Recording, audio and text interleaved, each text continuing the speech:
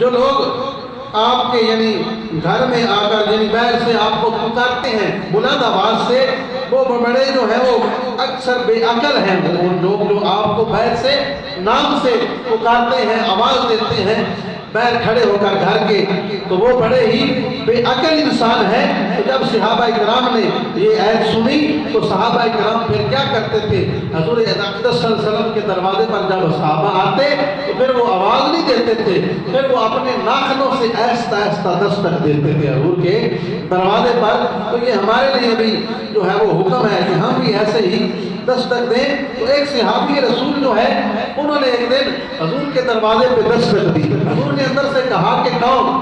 اس نے کہا کہ میں۔ یہ ایسی آتے ہیں باپ ہی نا میں ہاں۔ حضور نے پھر پوچھا کون ہے؟ اس نے کہا کہ میں۔ تیسری مرتبہ حضور نے پھر پوچھا کون؟ اس نے کہا کہ میں۔ نبی پاک نے فرمایا میں کرتا ہے اپنا نام کیوں نہیں بتاتا؟ تو جب ہم بھی کسی کے دروازے پر جائیں تو کوئی پوچھے کون ہو، اپنا نام بتایا جائے، اپنا نام